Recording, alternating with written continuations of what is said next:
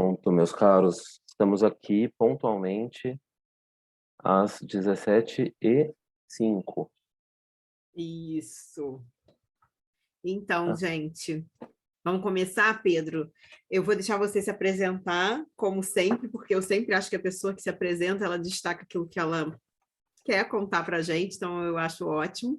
Mas o Pedro é um presente do curso, né, Pedro, para mim, porque desde o primeiro curso a gente está junto e hoje, desde o anterior, do segundo, eu tenho a honra de dividir a coordenação com ele. Então, interrompam o Pedro quando vocês quiserem, peguem o canudinho e pode sugar, porque ele está aí para ser sugado, né, Pedro? E agora eu queria que ah, você se apresentasse formalzinho, rapidinho, para a gente começar. maravilha. Ótimo, Samira. Ah, A Samira está falando que tá sem câmera, mas está concluindo uma reunião para entrar, então vai ser ótimo. Perfeito. É Não sei nem se a contigo, Samira Pedro. lembra de mim, mas eu trabalhei com a Samira há muitos e muitos anos atrás. Gente, boa tarde. Meu nome é Pedro Vilhena, sou sócio de Mansur Murad Advogados, advogado em propriedade intelectual desde 2005, quando eu me formei. Advogado em proteção de dados desde 2014, quando eu comecei a pesquisar o tema com mais profundidade. E quem me conhece sabe que eu tenho um objetivo na vida, que é ter um conhecimento tão profundo em proteção de dados quanto eu tenho em propriedade intelectual.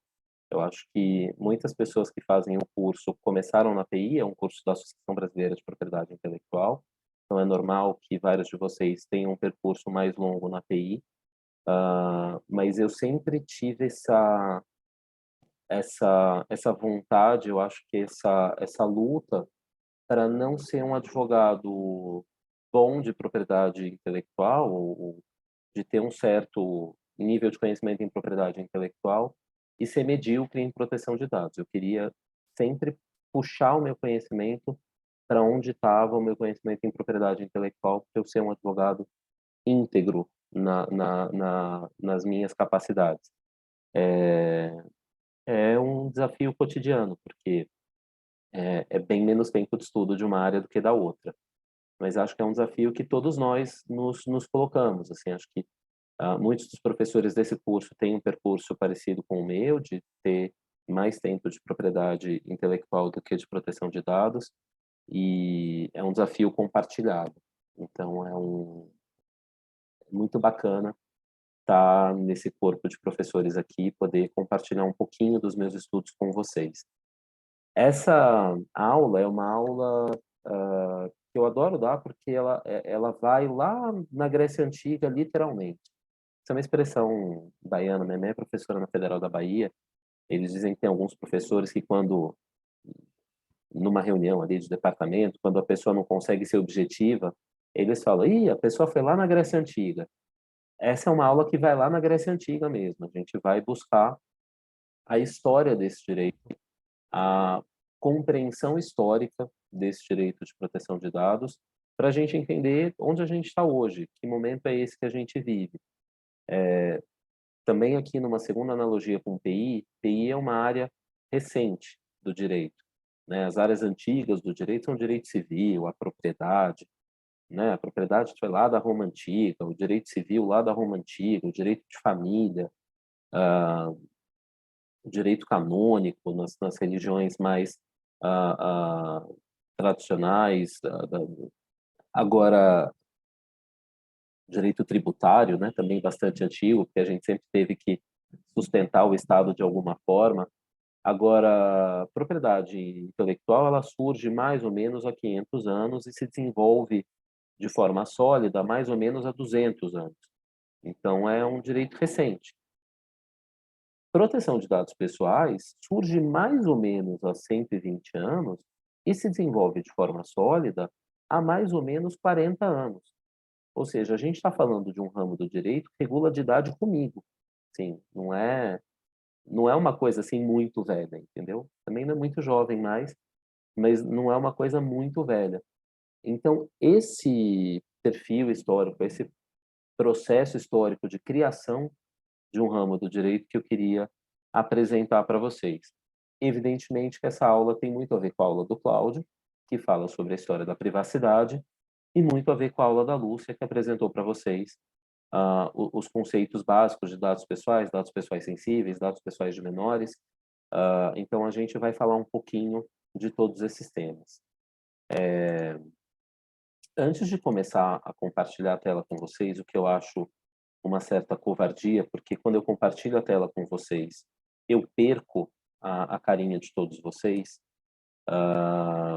Eu queria falar um pouquinho sobre esses 2.370 anos que a gente vai voltar no tempo.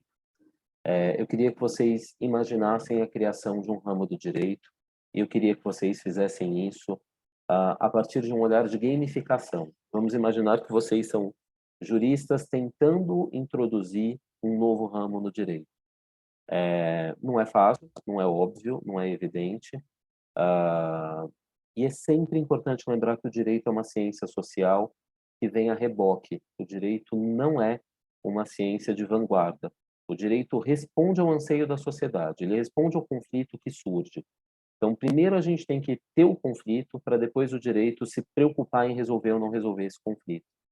Tudo que vocês veem hoje de discussões de vanguarda são exatamente esse problema. Quando a gente fala de NFTs, de metaverso, de internet, primeiro surgiu a internet para depois a gente se preocupar com a regulação da internet. Primeiro surgiu o e-commerce para depois a gente se preocupar com o direito do consumidor na internet.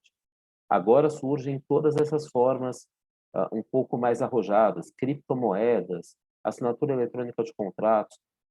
Primeiro a sociedade se revela ressentida de uma norma para depois o legislativo se preocupar em criar essa norma. O direito é lento. Ele vem a reboque e ele não vem na mesma velocidade que a sociedade.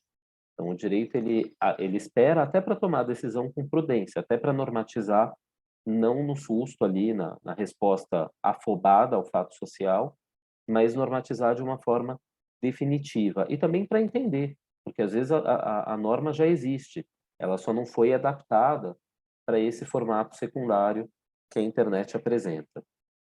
Então, no começo surge um problema social, depois uma tentativa de acomodação jurídica, depois um projeto de lei em algum lugar do mundo, depois uma lei, e aí outra, e aí outra, e aí outra, eventualmente um tratado internacional, e aí outro, e aí outro, e aí outro, e aí esse direito vai escalando a pirâmide das normas, até que um dia, se ele for um direito sólido, ele chega à Constituição Federal. É mais ou menos isso que acontece com todos os direitos que a gente conhece. Então, a gente pensa em, sei lá, direito civil, direito de família, então o pátrio poder, o direito ao casamento, ao desquite, depois ao divórcio. Tudo isso vai surgindo na sociedade, vai evoluindo até que um dia chega a norma principal, um código ou a Constituição Federal. Então, essa viagem é uma aula, essa aula é uma viagem no tempo, mas ela também é uma jornada, desde a origem do direito até a inclusão desse direito na Constituição Federal. É interessante falar que a primeira vez que eu dei essa aula, na primeira edição do curso, proteção de dados ainda não tinha sido incluída no texto constitucional. Agora, já na segunda aula e nessa aula, nessa edição do curso, a proteção de dados já está no texto constitucional e a gente vai desbravar um pouquinho o porquê. Então, se destravem aí, façam uns alongamentos, façam um relaxamento, porque hoje vocês vão falar. Não sei se a Lúcia fez vocês falarem, vocês ficaram bem tímidos na aula do Cláudio, mas hoje todo mundo vai ter que pegar o microfone e cantar um pedaço de música aqui para a gente estabelecer um diálogo. Acho que agora eu posso compartilhar a tela e ir lá para a Grécia Antiga. Vamos ter que fazer primeiro o compartilhamento.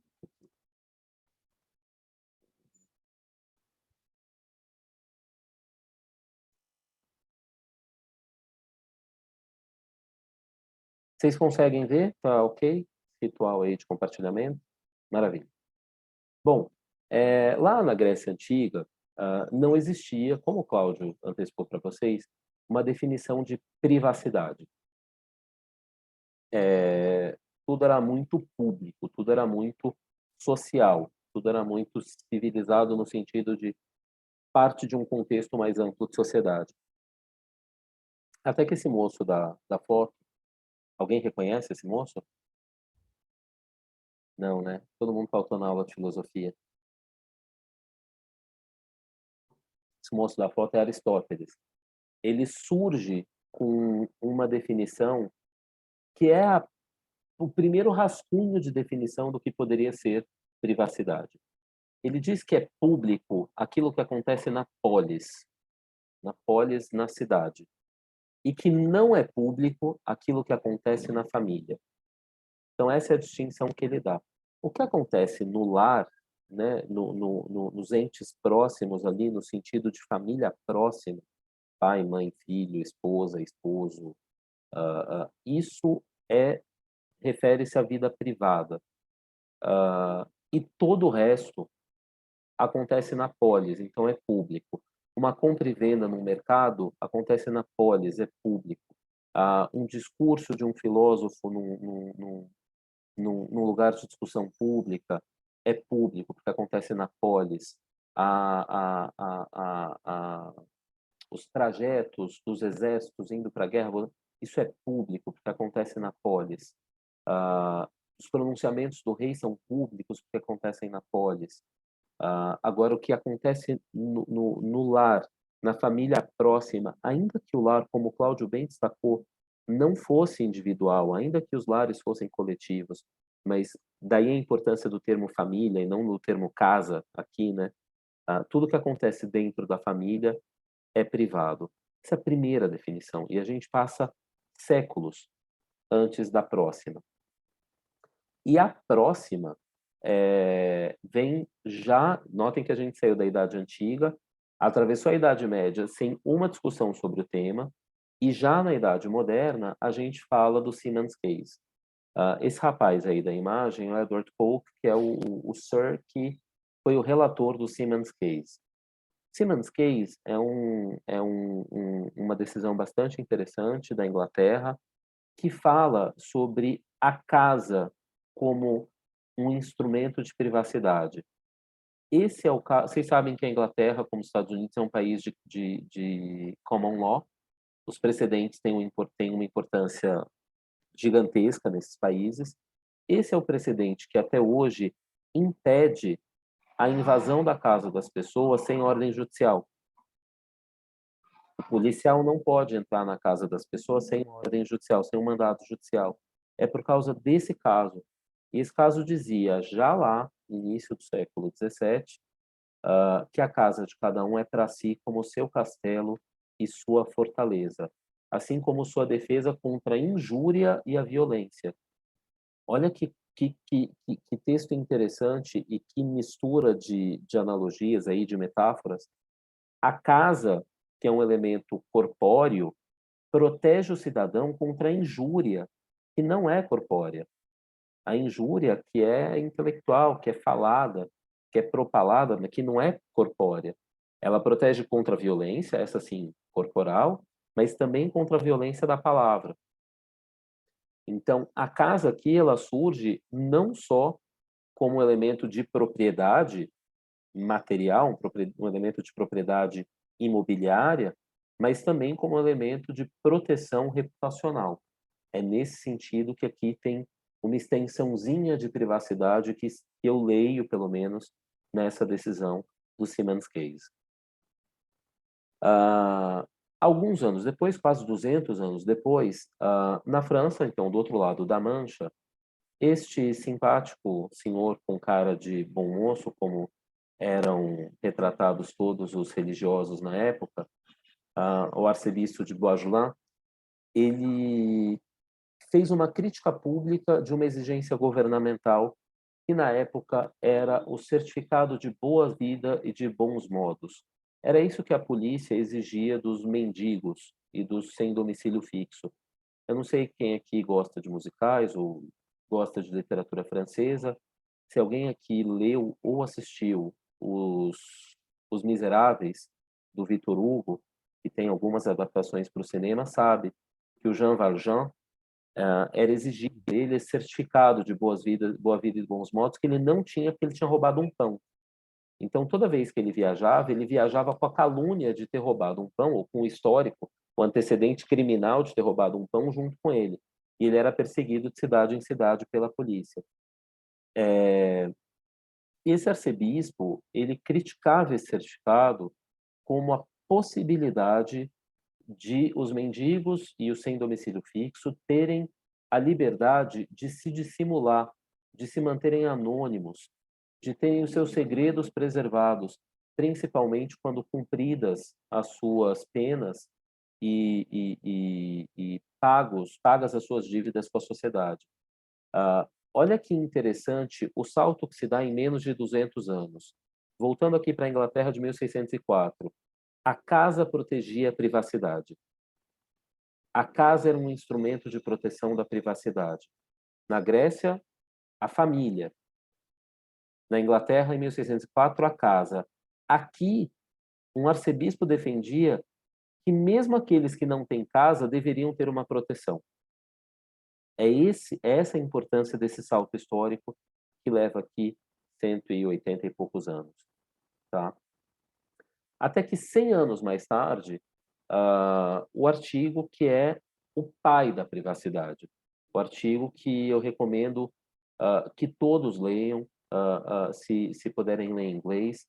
Se não puderem, é possível que esse artigo já tenha sido traduzido. Eu não tenho ciência de nenhuma tradução que eu possa recomendar, mas é uma leitura muito interessante, porque a gente está falando de 1890, está falando do que já era uma das revistas jurídicas mais importantes do mundo, a Harvard Law Review,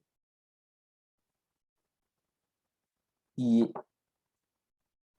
propõe-se, naquele momento, a criação de um direito que foi chamado de o direito de ser deixado sozinho, o direito de não ser perturbado, o direito de ser você mesmo dentro da sua esfera pessoal. E aí aqui esses elementos vão se diluindo, tanto a casa, quanto a família, quanto qualquer elemento externo, quanto os crimes que você tenha cometido, os seus antecedentes criminais. A gente está falando de um direito geral para todos os humanos, para todos os cidadãos, que independe de qualquer outra situação, cujo objeto é só esse, ser deixado sozinho. Isso é um salto brutal. E daqui para frente a coisa começa a tomar fluxo. Vocês viram que em 4 slides a gente saiu de 300 antes de Cristo e foi parar em 1890 nos Estados Unidos. A gente saiu, sei lá, da Grécia Antiga para Nova York do século XIX, para Boston, na verdade, do século XIX. Em 4 slides. Daqui para frente, esse trem ganha uma atração muito forte. Por quê? Porque a privacidade passa a ser um elemento socialmente relevante. Até aqui a gente está teorizando sobre os possíveis conflitos que podem um dia surgir na sociedade. Agora é resposta a conflito social cotidiano. O primeiro deles, e talvez dos mais assustadores, é o censo de 1939. Vocês sabem que a Segunda Guerra Mundial é uma atrocidade. Bom, eu espero que vocês saibam, que vocês concordem comigo. Tudo bem. É uma atrocidade na história da civilização, e talvez a coisa mais assustadora para quem trabalha com dados pessoais seja esse censo de 39. Esse censo foi utilizado para a criação do que se chamou de Registro dos Judeus, de um dos generais, que é este senhor menos simpático que o arcebispo, que o Aristóteles e que o Edmund Coke,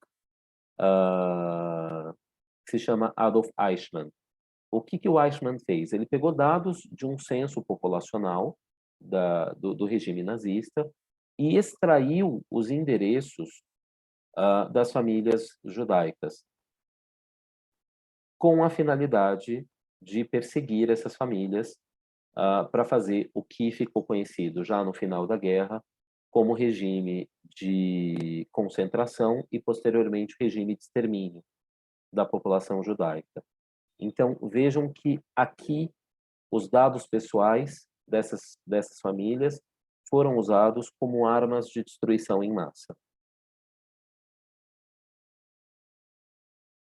Não à toa, encerrada a guerra, quando a ONU foi criada, a ONU é uma criação do pós-guerra com o objetivo de impedir que novas guerras mundiais aconteçam. Um dos objetivos declarados da ONU é esse, em 1945.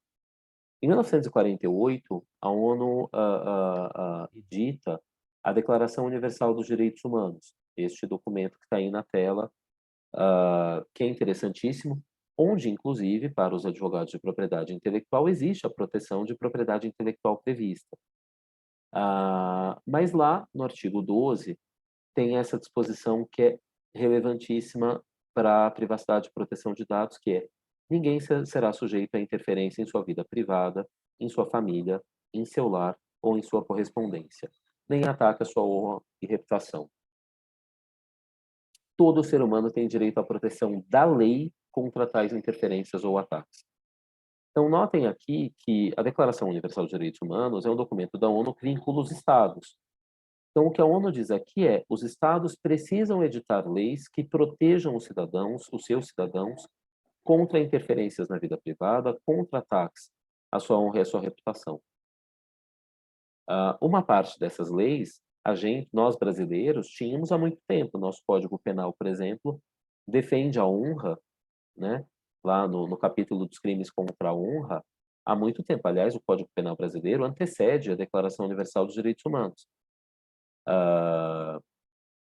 Mas a gente não tinha uma proteção da lei à interferência na vida privada. A gente tinha uma disposição constitucional difusa, mas não tinha uma legislação específica. 2 anos mais tarde, a Convenção Europeia dos Direitos Humanos, que foi editada pelo Conselho da Europa, meio que reproduz essa disposição da Carta da Declaração Universal dos Direitos Humanos das Nações Unidas. A Convenção Europeia, ela é uma reprodução da Declaração da ONU, tá? O que é importante sublinhar aqui: este órgão, o Conselho da Europa, ele não se confunde com a União Europeia. O Conselho da Europa é uma instituição geográfica. Todos os países que têm parte ou a totalidade do seu território no continente europeu, geograficamente, são membros do Conselho da Europa. Então, aqui a gente está falando de todos os países da Europa.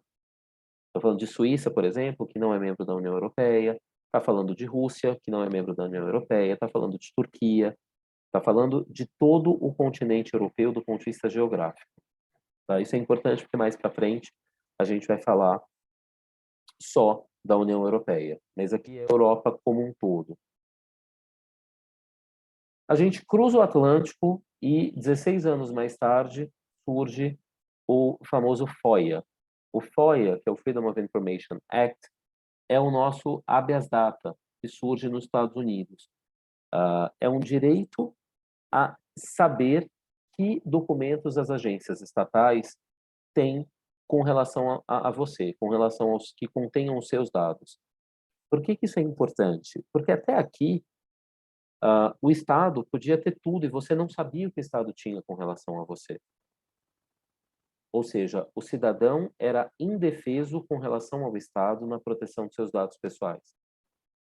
O FOIA, ele é a primeira legislação, aliás, quem me conhece sabe que eu sou francófilo, eu não sou americanófilo, toda a minha formação está voltada para a França, mas para quem quiser entender a história da democracia e do presidencialismo, os Estados Unidos é uma escola, né? A democracia direta há mais tempo em existência e é o presidencialismo há mais tempo em marcha sem interrupção de regime. E isso aqui é uma prova disso, né? O povo americano preocupado com o poder que o Estado detinha sobre cada cidadão. Depois foi incorporado na nossa Constituição Federal de 88 como o habeas data. Aí a coisa começa a deixar de ser privacidade e começa a ter cara de proteção de dados como a gente entende hoje. A gente vai para a Europa, dos anos 70, onde muitos direitos que hoje estão incluídos na nossa LGPD surgem. Dois vêm da Alemanha, um em 1970 e um em 1974. A Alemanha, na época, ainda estava separada, você tinha a Alemanha Oriental e Ocidental, e a Alemanha era um estado federado. Então, os diferentes estados da Alemanha, tinham um certo poder legislativo, como os Estados Unidos têm. E aí, os estados de Hesse e da Renânia-Palatinado, que eu não ousaria pronunciar no original alemão, editam as primeiras leis modernas sobre proteção de dados no mundo. Aqui existe essa preocupação de defesa do indivíduo com relação ao uso que é feito dos seus dados. E nos dois casos, um pouquinho como no FOIA e um pouquinho como no registro dos judeus aqui, nesse tratamento da Alemanha nazista, a preocupação não é com a Microsoft, com a Apple, com o Google. A preocupação é contra o Estado. É que informações o Estado tem sobre mim e como eu consigo me defender do uso dessas informações pelo Estado. Na sequência, a gente tem a Suécia com as primeiras, em 1973, com os primeiros elementos de direito privado dessa lei. Porque aqui a gente está falando de público, né? Contra o Estado. São direitos e garantias dos cidadãos contra o Estado. Aqui eu tenho a criminalização do furto de dados. O furto não é o furto pelo Estado, é o furto por um particular. E a gente tem a criação do direito de acesso. E direito de acesso não mais contra o Estado, habeas data. Aqui é o direito de acesso contra particulares também. Então eu posso perguntar, sei lá, para a Ericsson, que é uma empresa sueca, que dados a Ericsson tem sobre mim. Então a gente começa a sair de uma discussão de proteção de dados na esfera pública e a migrar para a proteção de dados também na esfera privada. Em 1977, a Alemanha tem a sua lei federal, que é uma derivação das duas leis estaduais, muito interessante. Essa eu já achei uma tradução dessa lei. É muito legal ler como registro histórico, porque lendo essa lei você começa a entender a nossa lei de outro jeito. Você fala, nossa, muita coisa veio daqui. O que eu destaquei aqui foi o consentimento. É a primeira lei que fala de consentimento para tratamento de dados. Também nessa régua que sai de uma lei contra o Estado para uma lei contra particulares, uma lei de direito público para uma lei de direito privado. Então, é óbvio que eu não estou requerendo o consentimento do Estado para tratar meus dados, mas o consentimento de particulares. É essa a régua que a gente faz. Cruza ali a Alsácia-Lorena, do outro lado do Reno, a gente tem a lei francesa. A França tem uma história talvez mais interessante e eu vou interromper o compartilhamento de tela para conversar com vocês, olhando nas respectivas carinhas, para quem puder colocar a carinha aí. Por que a França tem uma lei interessante? A lei francesa surge do seguinte dilema. O Estado francês decidiu, nos anos 70, unificar bases de dados. Então, você tinha a base de dados, sei lá, do Detran, que tinha lá a carteira de habilitação, da Secretaria de Segurança Pública com RG, da Receita Federal com CPF, do Exército com reservista, enfim, todas essas bases de dados que todos nós temos aí espalhadas governo afora. E eles decidiram unificar essas bases de dados. Um projeto que ficou conhecido como Projeto Safari, na França. Alguém conhece um projeto parecido no Brasil?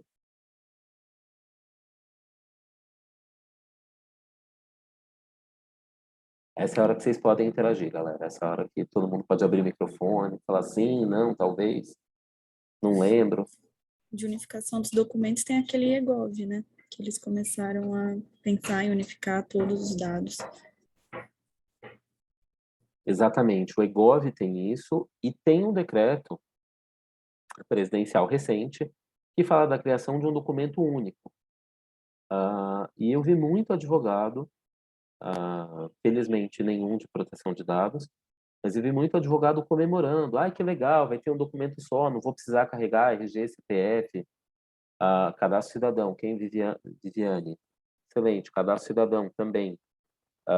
É uma concentração de bases de dados. Vai ter um documento só, RG, CPF, reservista, título de eleitor, não vou precisar fazer não sei o quê. Tem um lado prático que é muito bacana, né? Você tem toda a sua informação no documento só.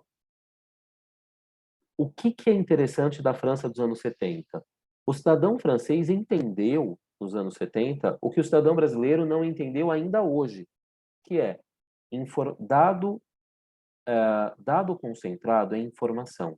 Informação é poder. Concentrar poder na mão do Estado é concentrar poder na mão de quem já tem muito poder. Se todo o sistema de freios e contrapesos estiver funcionando perfeitamente, que ótimo. Mas se eu tenho qualquer indício de abuso em qualquer um dos três poderes, quem me garante que executivo, legislativo ou judiciário não vão usar essa concentração de dados para oprimir um cidadão?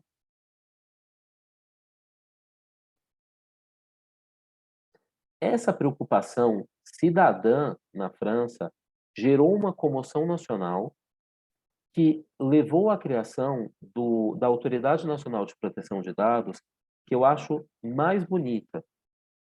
Isso foi em 1978, que é a CNIL. A CNIL francesa, ela não chama Autoridade Nacional de Proteção de Dados, como a nossa, a portuguesa, a mexicana, a argentina, a espanhola, enfim, traduções e derivações, né? A autoridade francesa chama Conselho Nacional de Informática e Liberdades. E o principal objetivo desse Conselho Nacional é garantir que as tecnologias, as informáticas, evoluam de forma a não atentar contra as liberdades dos cidadãos. Então, olha lá, olha como o francês é diferenciado aqui na análise do direito. Estamos em 1978, não tinha internet, o computador era um trambolhão desse tamanho, né? Basicamente era cartão perfurado e aqueles disquetões assim desse tamanho. E eles já estavam preocupados com como a evolução da tecnologia poderia afetar as liberdades individuais. Coisa que nós ainda hoje estamos tentando entender. Fiz essa pausa porque eu acho que a criação da CNIL é, antes de tudo, bonita, é, antes de tudo, relevante do ponto de vista social. E é um papel que a CNIL exerce ainda hoje.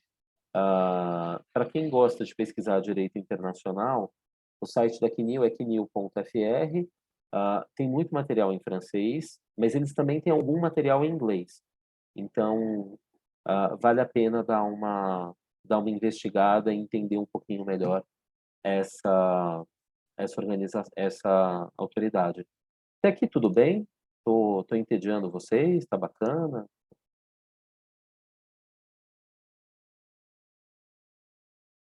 Então tá, tô entendendo que tá ok. Tá sendo muito bom, muito bom. Quem falou isso? Para eu poder dar nota extra na prova. Eduardo, eu tô no carro, não ouvi a voz. Mas tá sendo Valeu, muito bom, Eduardo. obrigado. Obrigado.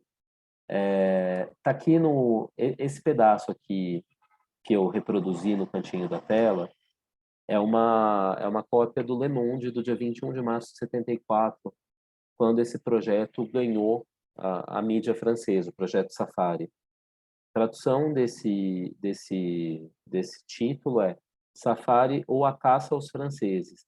Fizeram um jogo de palavras aí. A caça desse Safari eram os cidadãos franceses, não eram os seus dados, não Era uma caça direta aos franceses. E aí se cria essa divisão de informática, atualmente conhecida como CNIL, na chancelaria francesa. Muito, muito importante esse passo na nossa história aqui. O chat tem 6 mensagens. Renata mandou CNIL, estou dirigindo, excelente, tudo bem. Só que está dirigindo, cuidado, hein? Pelo amor de Deus. O que a França cria com a sua lei de informática e liberdades que a gente carrega com a gente até hoje? Primeiro, o direito à informação. Eu tenho o direito de saber o que você está fazendo com os meus dados, se você tem dados meus e o que você faz com eles. Eu tenho o direito de acesso, que é uma extensão daquilo que já tinha sido previsto na lei alemã. O direito de retificação surge pela primeira vez, ou seja, o Estado tem lá um dado desatualizado, antigo, errado sobre você. Você pode retificar. E o direito de oposição, que é um direito pouco lembrado e pouco discutido, é o direito de se opor a um tratamento. Dizer, olha, eu não quero que você trate meu dado com essa finalidade. Que é quase o passo seguinte que a gente vai ver no próximo slide. Mas é um direito que fala, não, esse tratamento é um pouco abusivo, eu não quero que você faça ele com relação a mim. 1980, vocês estão vendo que o que eu falei lá atrás vai se consolidando, né? Eu falei que surge um projeto de lei, surge uma lei aqui, surge uma lei ali, até que surge um tratado, e depois outro, e depois outro, e depois outro. O primeiro tratado, entre aspas, é o framework da OCDE sobre privacidade. Chama privacidade no texto em inglês, mas ele fala sobre proteção de dados especificamente. A gente começa a ter aqui uma separação desses dois direitos, tá? O que é privacidade, o que é proteção de dados. E este documento de 1980, ele fala especificamente sobre a proteção do indivíduo com relação ao uso de seus dados por conta do aumento do uso de computadores no mundo. Tá? A gente estava ali já num momento que algumas empresas privadas já tinham computadores. Começo dos anos 70 era basicamente governo, tá? Começo dos anos 80, algumas empresas privadas já tinham. Quando eu era criança lá, em 1988, 89, nas Casas Bahia de Santos já tinha um computador, entendeu? Era aquele fundo preto com letra verde, mas já tinha um computador ali do crediário. Mas nos anos 80, começo dos anos 80, não era tão largo assim. Surge esse primeiro framework do OCDE, que é atualizado em 2013 e cuja leitura é muito recomendada. Pedro, eu não tenho interesse histórico, não vou ficar lendo de 80. Tudo bem, leu de 2013. 2013 é muito interessante, ele atualiza o de 80. E aí aqui surge o que eu considero o instrumento internacional mais importante de proteção de dados, que é a Convenção 108, ou Tratado 108, tem tradução dos dois jeitos, também do Conselho da Europa, ou seja, fora da União Europeia, é todo o continente europeu. Ele é coercitivo para os países da Europa, ou seja, ele é de aplicação obrigatória na Turquia, na Rússia, na Ucrânia, enfim, na Suíça, mesmo os países que não, e na Inglaterra, no Reino Unido, que agora não é mais membro da União Europeia, vamos lembrar. E o nome dele é maravilhoso, que é o Tratado de Estrasburgo para a proteção de indivíduos com relação ao tratamento automático de dados pessoais. Eu queria que vocês saíssem daqui, se vocês tiverem que escolher uma informação para tirar dessa aula, levem essa aqui que eu vou falar agora, tá? A gente fala de proteção de dados pessoais, e isso é uma mentira. A nossa lei não protege dados pessoais. A nossa lei protege indivíduos com relação ao uso dos seus dados pessoais. Não é uma lei de segurança da informação. Eu não estou preocupado em proteger o dado em si. Eu estou preocupado em proteger o indivíduo com relação ao uso que é feito dos seus dados. Então, é óbvio que a gente fica falando LGPD o dia inteiro, eu falo proteção de dados pessoais o dia inteiro, mas tenham lá no fundo da sua mente essa lembrança. O que eu protejo não é o dado. O que eu protejo é o indivíduo titular desse dado. É o indivíduo que deve ter a sua personalidade, a sua individualidade protegida, e não o dado em si. O dado em si é uma decorrência, um atributo da personalidade. O que eu protejo é a personalidade. O que é muito legal desse tratado? Além dele estabelecer vamos fazer uma analogia com o PI, ele é o TRIPS de dados pessoais, tá? Ele gera ali um standard mínimo de proteção de dados pessoais, que é coercitivo para os países da Europa, mas que pode ser adotado por outros países. E aí tem uma listinha aí embaixo de não membros do Conselho da Europa que adotaram esse parâmetro como mínimo nas suas legislações nacionais. Tem 2 vizinhos nossos aí e um país equivalente, que eu estou falando basicamente de Argentina, Uruguai e México, tá? Notem que na América do Sul nós temos países que estão submetidos à Corte Europeia dos Direitos Humanos, lá em Estrasburgo, por vontade própria. Eles escolheram se obrigar nos padrões mínimos estabelecidos pela Convenção 108. O Brasil pensa nisso? Não muito, tá? Não está assim na ordem do dia, nem da autoridade nacional. Mas o Brasil a autoridade nacional tem feito convênios de atuação com autoridades estrangeiras. Então, é possível que em algum momento alguma autoridade estrangeira diga: meu amigo, você não pensa ali em, né, dar um negócio? Porque o valor disso aqui, a Corte Europeia de Direitos Humanos é talvez das cortes internacionais mais respeitadas do mundo. Eu tive o privilégio de fazer o meu mestrado em Estrasburgo. Esse prédio aí, que parece 2 tambores antigos, o que ele tem de manifestação popular na frente, de gente acorrentada nessas grades, fazendo greve de fome, é muito impactante. E as decisões são muito respeitadas pelos países.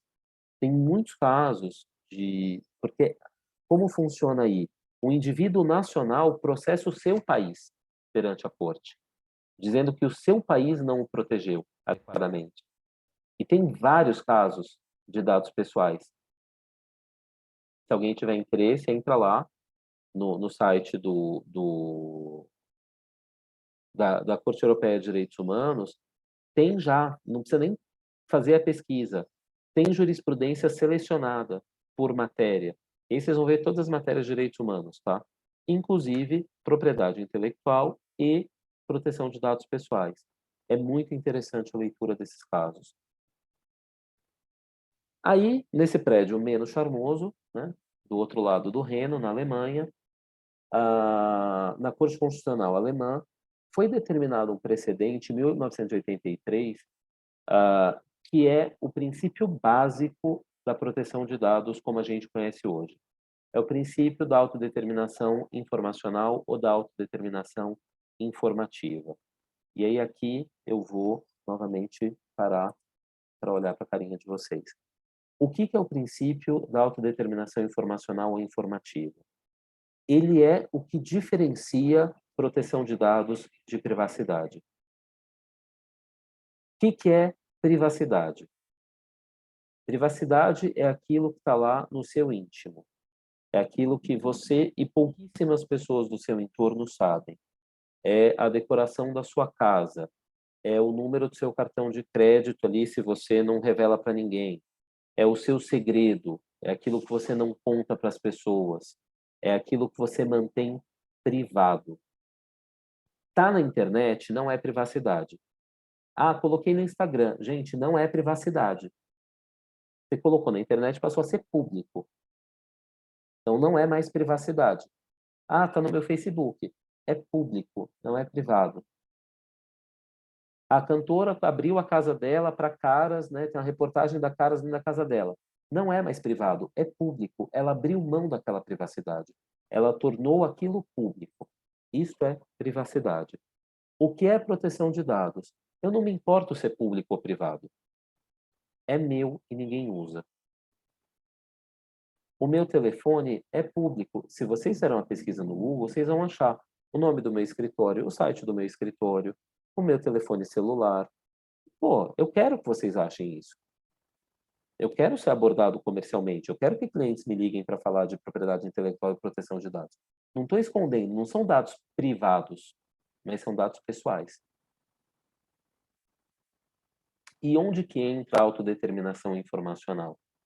Ora, a partir do momento que eu divulgo esse dado no site de um escritório especializado, eu espero que vocês me contatem para falar sobre as matérias de especialização do escritório. Ninguém pode entrar no site do escritório e me ligar para vender terreno em Alphaville.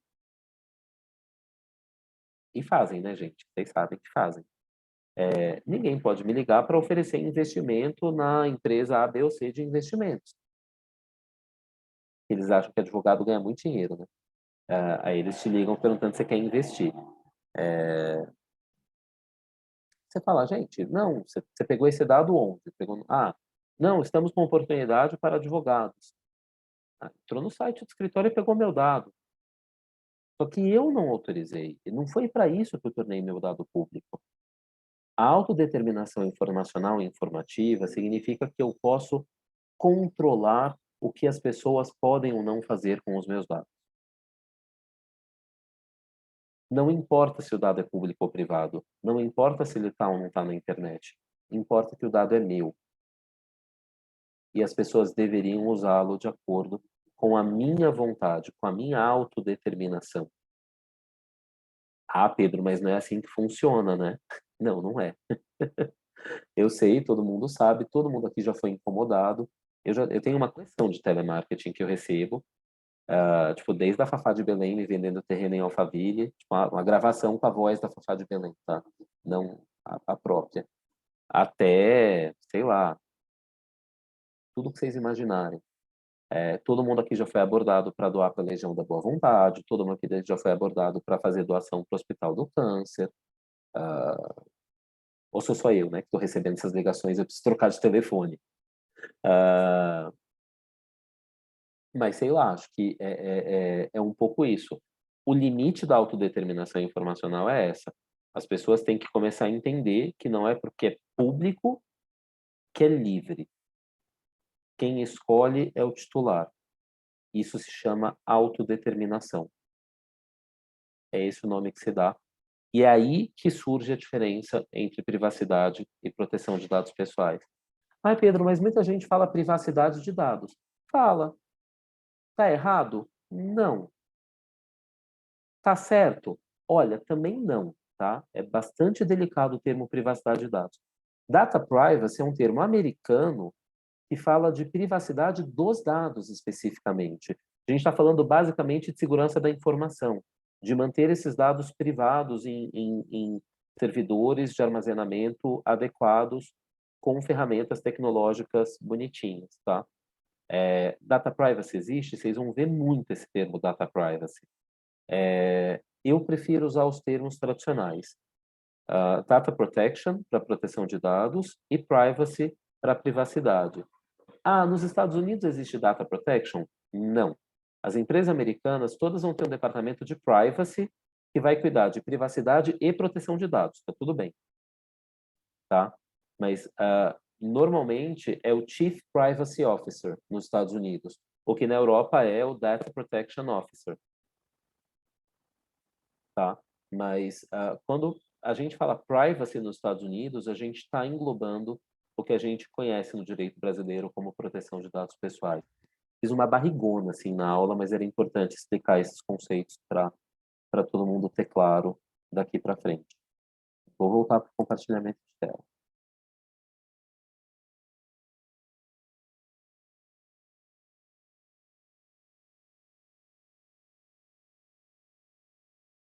Em 1990, a ONU, gente, entrou na jogada de vez.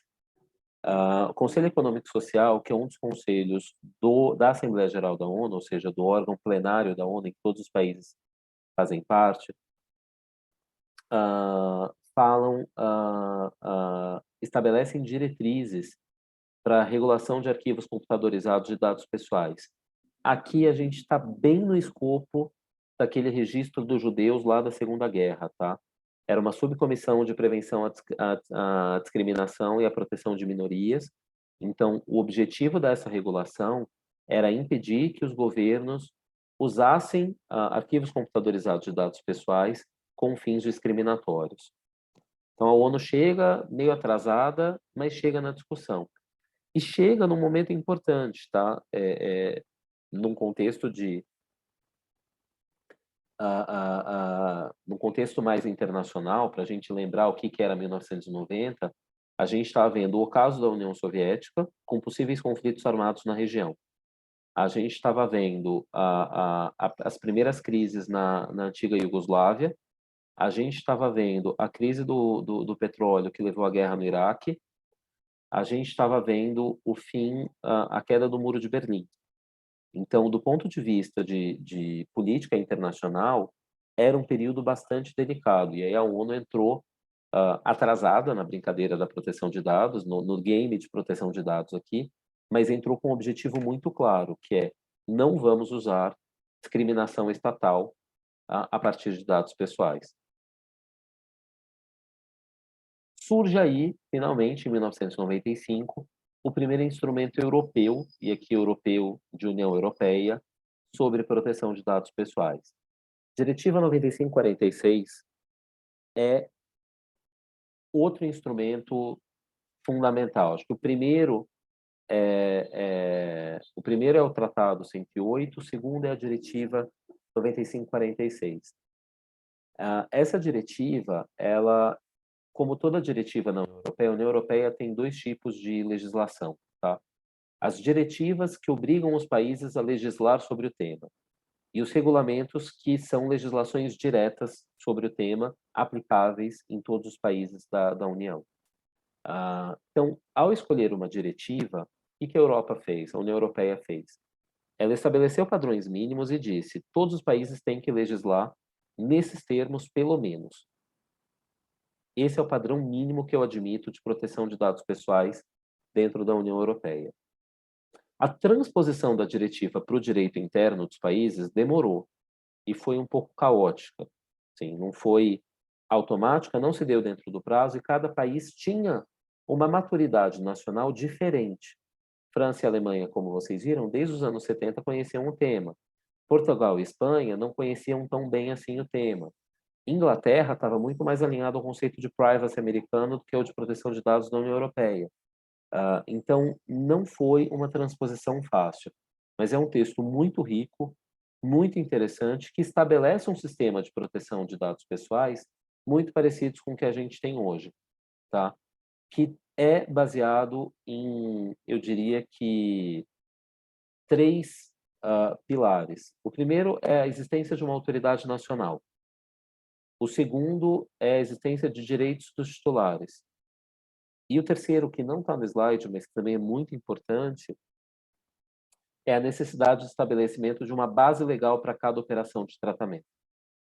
Essa é a espinha dorsal da nossa lei, é a espinha dorsal do GDPR, é a espinha dorsal da lei mexicana, da lei colombiana, da lei uruguaia, do projeto de lei argentino, da lei coreana, enfim. Mundo afora, o que identifica e caracteriza a proteção de dados pessoais como o sistema que a gente conhece hoje no Brasil são esses três elementos. Os titulares têm direitos. Para tratar dados pessoais, eu preciso ter uma base legal e eu tenho uma autoridade nacional com poder de sanção. Isso surge em 1995 nessa diretiva. Importante, muita gente fala, a LGPD é inspirada do GDPR.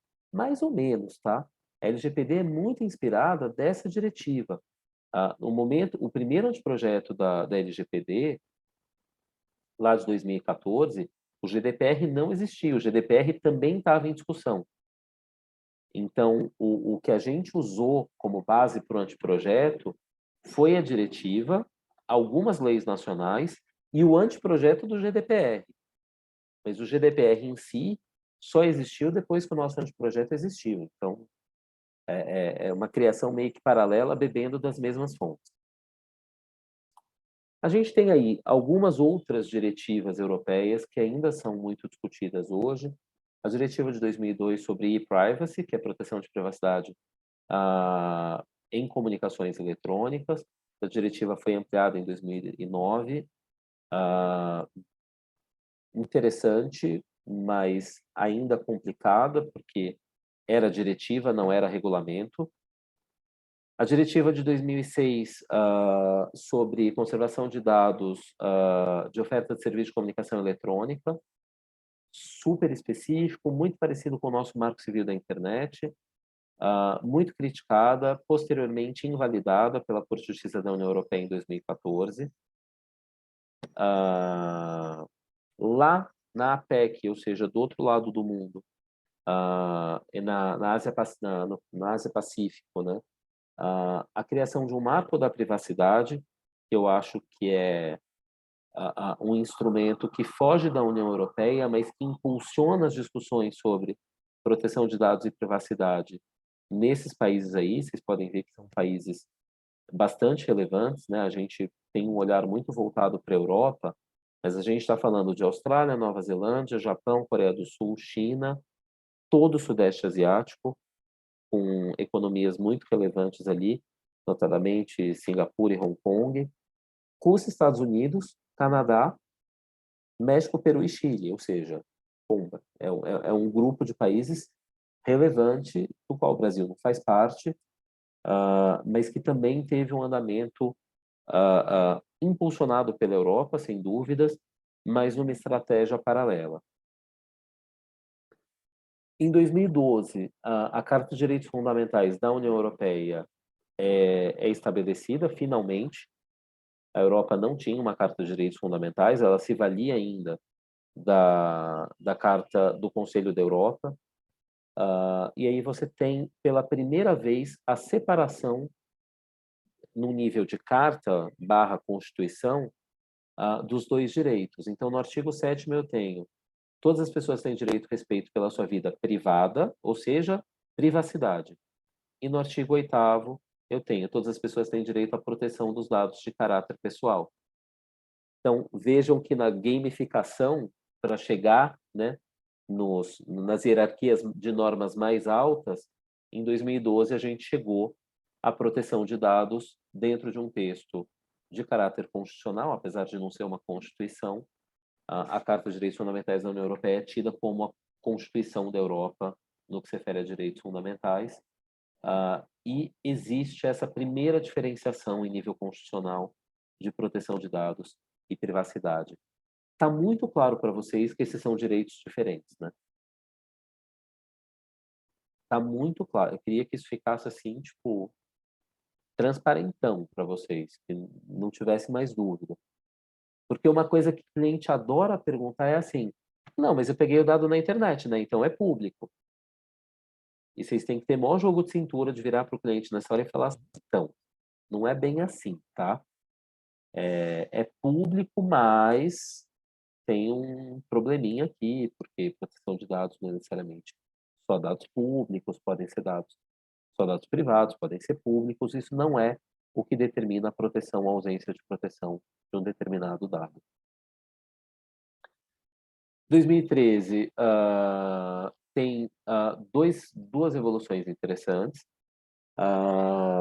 que é o regulamento da União Europeia. Notem que aqui é o primeiro regulamento da União Europeia, então aqui a gente está falando de legislação aplicável diretamente.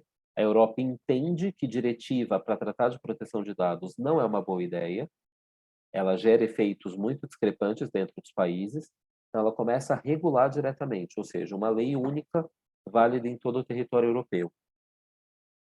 Essa primeira, que é o Regulamento 611 de 2013, fala da obrigatoriedade de notificação de violação de dados pessoais, que a gente tem na nossa lei brasileira, né?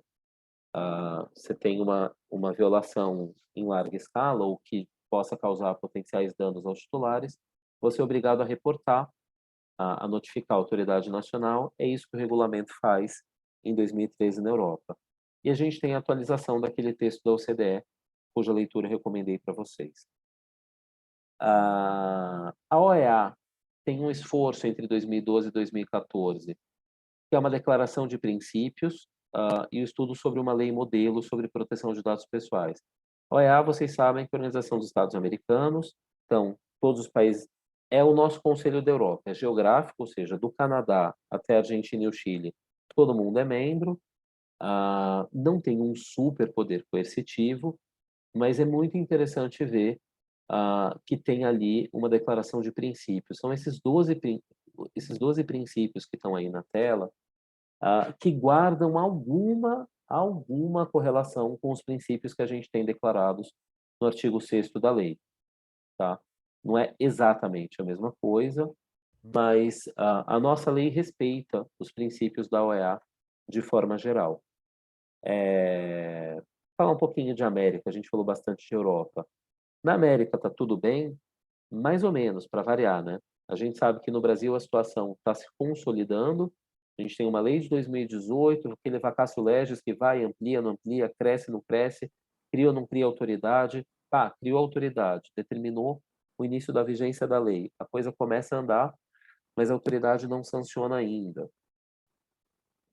Mas já tem processo administrativo rolando. Então, no Brasil, a coisa está se caracterizando de forma bastante sólida, né? A Argentina tem uma lei de 2000, que é importante, mas que é esquecida.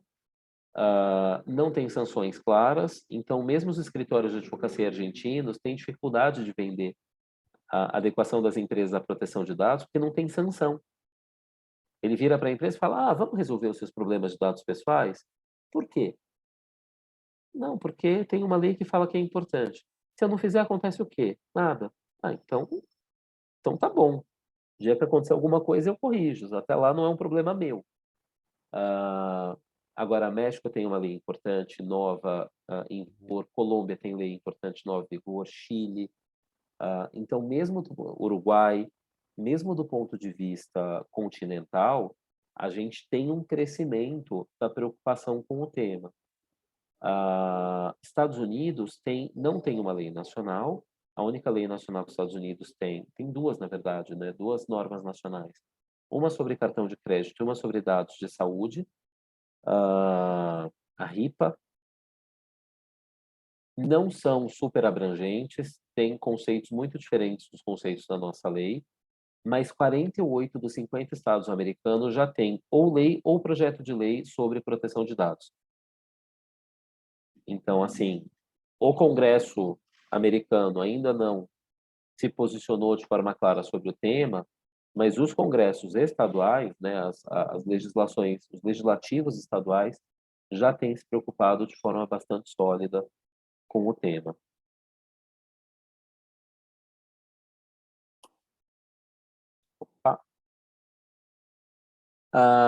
Aí surge, finalmente, em 2016, o famigerado GDPR, também conhecido como Regulamento Geral sobre a Proteção de Dados Pessoais, cujo nominho completo repete aquela preocupação que eu falei para vocês lá atrás, né? O regulamento relativo à proteção das pessoas singulares. Isso é português de Portugal, tá? Pessoas singulares é pessoas físicas, são indivíduos. No que diz respeito ao tratamento de dados pessoais e à livre circulação desses dados. Essa imagem que está do ladinho aqui da tela é um extrato da minha conta, do meu Gmail, entre abril e maio de 2018, quando entra em vigor o GDPR. Vocês vão ver dezenas, não estão todos aqui, né? Mas, assim, tudo que eu tenho de conta em site europeu me mandou, neste período, uma atualização de políticas. Tem negócio que eu nem lembrava, tipo, privacy is person, não sei o quê. Eu não faço ideia de que língua é essa, deve ser tipo holandês. Privacy is personal. New privacy policy. Privacidade, es personal. Então, tem aí um monte de... Porque foi quando o GDPR entrou em vigor lá, em maio de 2018. E olha que interessante, a gente tinha um projeto de lei que estava panguando no Congresso Nacional desde 2016 sem muito rumo. Estava ali meio vai, não vai, e aí o que acontece? 25 de maio de 2018, entra em vigor o GDPR, que tinha sido aprovado em 2016. Ah, porque eu jurava que o próximo slide era Brasil, gente. Que mancada. Não era Brasil. Poxa. 25 de maio, entra em vigor o GDPR. 26 de maio, a Câmara dos Deputados aprova a nossa LGPD. É no dia seguinte, não é uma semana depois. Tipo, papum. Foi lá, aprovou aqui. O Senado levou mais tempo para discutir, tinha que passar para algumas comissões do Senado. A aprovação veio mais para o dia, acho que, salvo engano, foi 8 ou 9 de julho, e a lei foi finalmente promulgada em 14 de agosto pelo então presidente Michel Temer, com vetos, especialmente no que se referia à autoridade nacional. Cara, surgiu o GDPR, aí o mundo vai atrás. O impacto é viral, para usar um termo da internet. Viralizou proteção de dados. Começou a ficar importante no mundo inteiro. E vamos ser honestos aqui, tá? Não é à toa. A preocupação não é só, ai, que bacana, vamos ter um novo direito. A preocupação é, se eu não me preocupo com isso, eu não consigo transacionar com a empresa europeia. Eu estou fora de um mercado que é de, sei lá, 600 milhões de habitantes, num território equivalente ao do Brasil. É um mercado importante para o mundo inteiro. A União Europeia talvez seja o segundo ou terceiro mercado ao lado de China e de Estados Unidos. Ninguém no mundo pode abrir mão desse mercado. Se você vende soja, tudo bem. Soja você vende para qualquer um, não precisa coletar dados. Agora, se você vende software, se você vende aplicativo, se você vende serviço, dado é importante. E aí, todo mundo correu para se adequar. CCPA, que é a lei da Califórnia, LGPD, que é a nossa lei, iniciativas na Tailândia, na Índia, na Coreia do Sul. É literalmente essa charge aí. On your marks, get ready. Todo mundo vai se preocupar com proteção de dados em algum momento no futuro próximo. Das grandes sortes da minha vida foi ter começado a estudar esse tema 4 antes da gente ter a lei. E outra sorte foi a lei ter sido promulgada, que eu podia estar estudando até hoje e não ter lei, né? Mas a gente teve um andamento efetivo no Brasil. E os países que não têm, juro, a última vez que encontrei a Renata presencialmente foi na INTA, a gente conversou com correspondentes do mundo inteiro, ela os dela, eu os meus, e todo mundo está preocupado com proteção de dados dentro da sua jurisdição. Quem tem lei com adequação, quem não tem lei com quando a lei vai chegar, porque a lei vai chegar. Esse trem não para mais. Na analogia lá que eu falei, né? Aristóteles colocou um pouquinho de tração no trem, aí veio o Edward Polk, aí veio o arcebispo de Bois-Gelin, aí veio o Harvard Law Review, e aí a coisa foi andando, foi andando. Cara, hoje não dá para parar esse trem. Essa é uma legislação que vai pegar no mundo inteiro, inclusive no Brasil. Adoro quando o cliente pergunta, essa lei vai pegar? Testa. Fica aí, não faz nada, vê o que acontece. Depois você me conta se pegou ou não pegou. Vai pegar, porque a sanção é alta. E porque existe um procedimento investigativo que está sendo aprimorado pela autoridade nacional. E também porque existe pela autoridade nacional um reconhecimento da sua própria ineficiência, é uma autoridade pequena, acho que hoje estão com 38 funcionários, né? É um número limitado, mas que já está fazendo parceria. Então tem parceria com o CAD, porque o CAD também pode investigar infração de dados. Tem parceria com a Senacom, que a Secretaria Nacional do Consumidor também pode investigar. Né? Tem parceria com o Ministério Público, porque o Ministério Público também pode investigar. Então, a autoridade ela não está ali quietinha esperando a coisa acontecer. Ela está se armando numa rede de proteção de dados pessoais. Não mais um sistema, como previsto pela lei, mas uma rede ramificada de proteção de dados pessoais. Então, assim, vai pegar no Brasil, na Tailândia, na Índia, na Coreia do Sul, cedo ou tarde. Porque a pena que o país paga se essa lei não pegar é: eu não participo do comércio internacional no que se refere a transações envolvendo dados pessoais. Eu posso vender soja, mas vender serviço vai ser difícil. Samira, obrigado, levantou a mão. Alguém levantou a mão. Eu queria te ouvir um pouquinho, porque a professora que te precedeu, ela trouxe uma visão muito otimista, vamos dizer assim, ou positiva da NPD. Eu também tenho essa sensação, que é um organismo, como você disse, talvez enxuto, né? Mas que está fazendo a sua parte, com pessoas muito competentes e muito engajadas em fazer a coisa acontecer, mas não com terrorismo, né? De uma forma adequada, com consulta pública, procurando dar muita clareza, muita transparência, né, de para que lugar que eles estão caminhando. E eu acho que isso é uma coisa que serena a gente, né, que está aí trabalhando mais arduamente com essa legislação e tentando entender quais que são os nossos rumos. Eu queria te ouvir um pouquinho sobre isso. Claro. Obrigado pela pergunta, excelente. Eu compartilho da opinião da Lúcia. Aliás, se eu não compartilhar da opinião da Lúcia sobre alguma coisa, confiem nela, tá? Não em mim. A Lúcia é excepcional. Eu adoro a Lúcia. Eu compartilho muito da opinião dela. Vou te falar um pouquinho da minha relação com a NPD histórica, tá? Como eu fui lendo a criação da autoridade.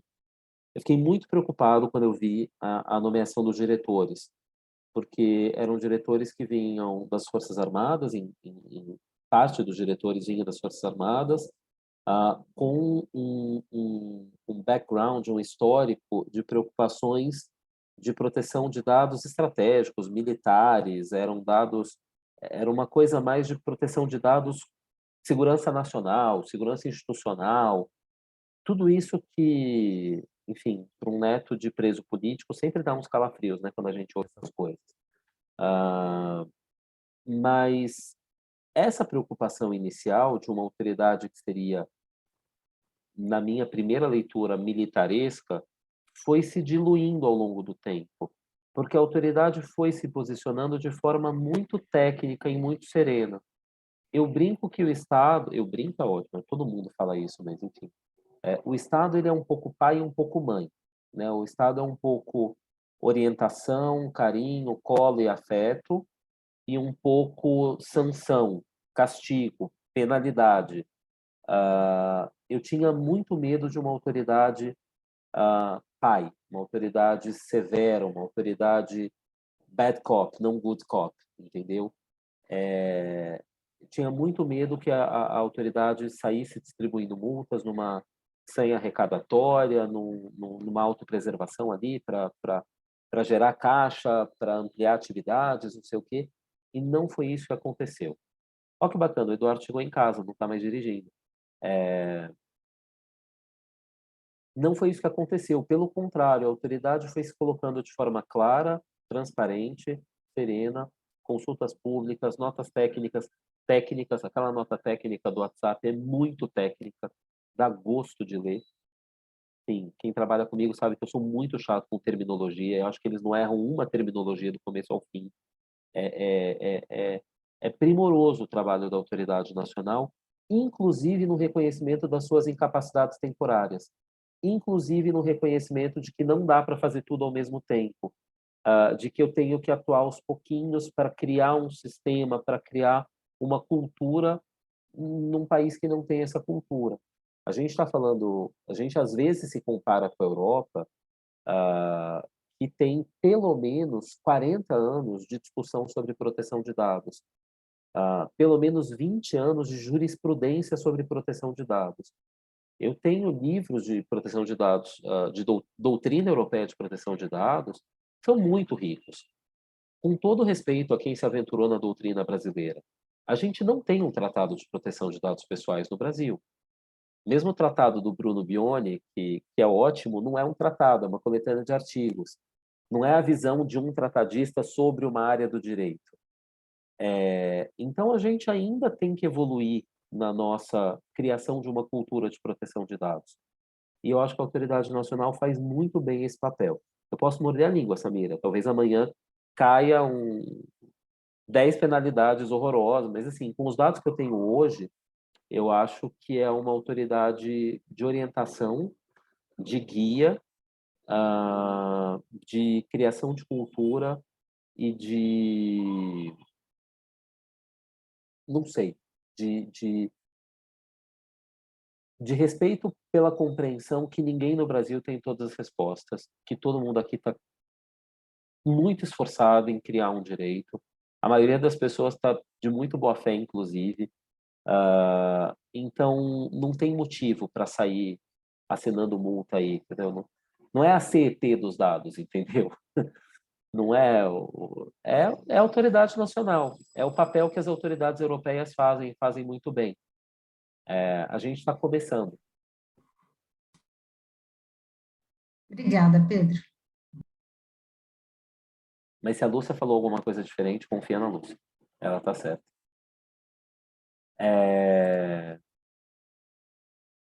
Deixa eu voltar aqui para o PowerPoint. Mas alguém tem alguma dúvida? Quer falar agora? Aproveitar esse break? Não, mais ninguém, né? A Renata jogou aqui no grupo a conclusão da análise do WhatsApp. Eu confesso que eu comecei a ler, não terminei, mas o que eu li eu achei bastante interessante, bastante extenso. Vitor jogou aqui essa entrevista do presidente da Autoridade Nacional para o Globo. Leitura mais do que recomendada, gente. Entrevista curtinha, presidente ali pontuando o papel da autoridade, como ele enxerga o papel da autoridade, ele que é a pessoa que decide atualmente. Muito bacana, obrigado pelas contribuições. Vamos voltar para os mapinhas aqui históricos. Então, a América, como eu falei, já tem uma certa experiência na matéria. Esse slide está desatualizado, desculpa. México já tem uma lei mais recente. Uruguai também tem uma lei mais recente. A Argentina continua com essa lei, está tentando atualizar. Peru, Colômbia. Vocês vão notar, Peru, Colômbia, Equador, eles têm ali não só as leis nacionais, como uma preocupação da comunidade andina com proteção de dados. A gente aqui pensa muito em Mercosul, mas tem um outro pedacinho ali das Américas, né, da América do Sul, que está preso na comunidade andina. Então, isso é tema recorrente na comunidade andina. 2018, Brasil. Aí a gente tem lá do outro lado do mundo, na Ásia, também a viralização, com aspectos um pouquinho diferentes que eu acho sempre bacana compartilhar com vocês. Hong Kong e Taiwan, de 95, ou seja, lá da mesma época da primeira diretiva europeia, que ainda tinham um enfoque mais público do que privado. Já tinha algum aspecto privado tratado, mas o enfoque era público. Coreia do Sul, em 2001, a mesma coisa, já alterou. Japão, 2003, Macau, em 2006, que adota o modelo português. Macau foi colônia portuguesa, dizem que os mais velhinhos ainda falam português por lá. E Filipinas, que tem uma lei de 2012 que não tem autoridade nacional, então a lei não está vigente. Quando eu descobri isso, eu fiquei em pânico, porque eu falei, a gente tem uma lei e não tem autoridade nacional. Vamos virar as Filipinas. Mas não, a gente não virou as Filipinas, a gente tem uma autoridade nacional. Aqui a gente tem um comparativo, chegando já em 2018, entre LGPD e GDPR. Eu vou fazer um sobrevoo, porque eu quero deixar pelo menos 20 minutos para a gente bater um papo no final. Esse sobrevoo é o quê? Muita gente, todo mundo aqui já ouviu essa história de que a LGPD é inspirada no GDPR. Estou mentindo? Então, eu vou contar para vocês o que ninguém conta. O que é parecido e o que é diferente. Porque é parecido? É parecido, gente, é verdade. Tem uma inspiração, tem fontes semelhantes, tem até derivação direta em alguns casos, Mas vamos lá, o que é parecido, o que é diferente? Parecido, os conceitos gerais são os mesmos. Conceito de dado pessoal, de dado sensível, ah, algumas bases legais são muito parecidas, conceito de autoridade nacional. Então, assim, o jeitão da lei é o mesmo. Conceito de tratamento, conceito de transferência internacional, de controlador, de operador, tudo isso está muito bem encaixado.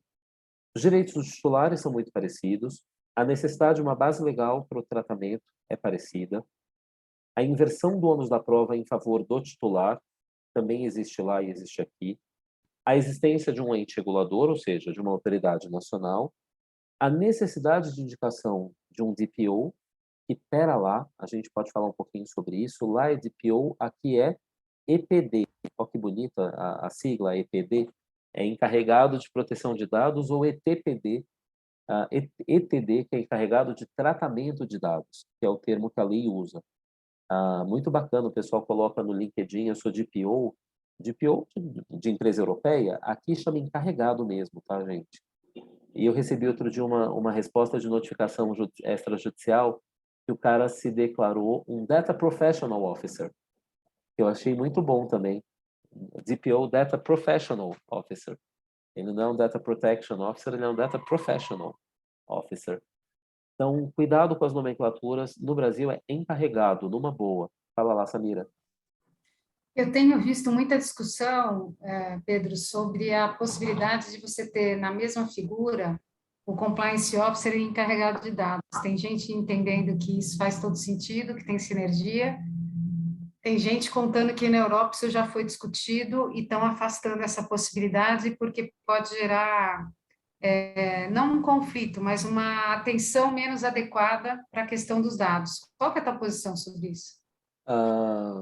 Eu acho que a resposta está na nomenclatura. O DPO não pode ser o Compliance Officer na Europa, porque são dois elementos de gestão corporativa, dois diretores da empresa. O DPO é diretor, é o que no Brasil seria um diretor estatutário, tá? Ele tem poder de diretor estatutário, e ele tem o que o nosso encarregado não tem, que é a obrigação de whistleblower. Ele tem que denunciar uma prática indevida da empresa para a autoridade nacional do seu respectivo país. Isso lá. Então, lá existiria um conflito de interesses direto, porque compliance é uma área que faz investigação sobre terceiros, trata dados pessoais de terceiros, e pode haver um conflito, né? Quem denuncia, o cara é a raposa e a galinha ao mesmo tempo. Então, é nesse sentido que lá foi construída a tese de que os papéis não são compatíveis. A lei brasileira não estabelece um DPO. E assim, se vocês quiserem levar duas informações de hoje, a primeira é aquela que eu falei lá atrás, a segunda é essa que eu vou falar agora. Encarregado não é DPO. Pelo amor de Deus, leiam a LGPD, leiam as obrigações do encarregado, e vocês vão ver que tem um monte de curso para DPO, um monte de coisa que entuxa um monte de função no DPO, que não é função de encarregado. As funções do encarregado estão claramente estabelecidas na LGPD, e são 4, e só 4. O que a lei não fala não é obrigação. Você está lendo da leitura lá do GDPR, bacana, mas no GDPR é GDPR, aqui é LGPD que aplica. Então, existe diferença. E eu acho que no Brasil, na minha leitura, não tem jurisprudência sobre isso, não tem decisão da autoridade nacional, não tem consulta. Mas na minha leitura da lei brasileira, as funções do DPO não são contraditórias com as do Compliance Officer. Como boa prática, é melhor dividir? É. Mas às vezes você está numa estrutura média que você tem 5 diretores. Vai fazer o quê? E eu trabalho numa organização sem fins lucrativos, né, Pedro? Então, assim, botar mais uma pessoa para cuidar de mais um detalhe, quer dizer, daqui a pouco o investimento social mesmo você não faz, você fica atendendo aí as disposições que a lei determina, né? Então, a gente tomou uma decisão lá, a gente tem um comitê de compliance, que é formado por alguns diretores e tal, E embaixo tem o compliance officer, a gente colocou do lado o encarregado. E esses caras estão meio que equivalendo, né? E a gente está trabalhando assim, mas eu me surpreendi um pouco com alguns colegas falando, nossa, mas isso aí não pode, você está acumulando o negócio, e o comitê está olhando para as duas coisas. Eu falei, gente, mas não estou vendo muito problema, né? Então foi muito bom ouvir É, você, porque eu tenho uma ideia muito parecida com a sua. Eu não estava vendo assim uma grande calamidade, entendeu? eu acho que é super discutível. O judiciário pode entender diferente, a autoridade pode entender diferente. A minha leitura do texto da lei hoje, como posto da nossa lei brasileira, é que não existe necessariamente uma incompatibilidade. É claro que aí vai variar de governança para governança, estrutura para estrutura. Por exemplo, você me falou da existência de um comitê de compliance. Super bacana. Esse comitê pode ter estratégia, pode ter as funções bem definidas para que uma coisa não invalide a outra, né? Se fosse só um compliance officer cuidando também dos dados pessoais, fica mais complicado. Mas se os dois reportam para um comitê, você já tem vários olhos olhando para o tema. Dentro da estrutura de governança, não acho que é só a função que é determinada, né? Quem faz o que e como também importa. Até coisas do tipo, qual que é o quórum para a reunião? Você tem uma reunião do comitê de compliance, eu posso instaurar a reunião com dois membros do comitê, e o comitê tem 10 pessoas? Eu posso instaurar a reunião e deliberar, eu só posso instaurar a reunião para discutir um tema, sem deliberação, sem tomada de decisão. Acho que tudo isso vai depender muito de estrutura para estrutura. Eu entendo quem fala que é conflitante. Eu acho que é gente que é mais conservadora na leitura da lei e talvez um pouco contaminada por essa visão do DPO europeu, muito mais poderoso, mas muito mais poderoso e muito mais responsável na física do que o encarregado brasileiro. Obrigada. Imagina. Então, em linhas gerais, a gente tem um sistema similar, que não é idêntico, mas que guarda semelhanças. Quais são as diferenças? As diferenças. Primeiro, as bases legais são inconsistentes. Você não consegue comparar a nossa lista de bases legais com a lista de bases legais da Europa. O espírito da lei é o mesmo, e algumas se repetem. Então, legítimo interesse tem nas duas, consentimento tem nas duas, cumprimento de obrigação legal tem nas duas, execução de contrato tem nas duas, mas tem coisas que não são iguais.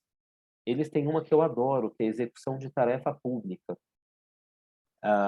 A gente fala execução de política pública, eles falam execução de tarefa pública. Então, quando um ente privado está exercendo uma tarefa pública, ele trata dados como se fosse um ente público lá. E aí, um exemplo bacana é o ICANN, que designa os nomes de domínio para o mundo inteiro. O ICANN exerce função pública, apesar de ser um ente privado. Então, tem algumas liberações para tratar dados pessoais que entes privados não teriam. Mas não é cara crachá.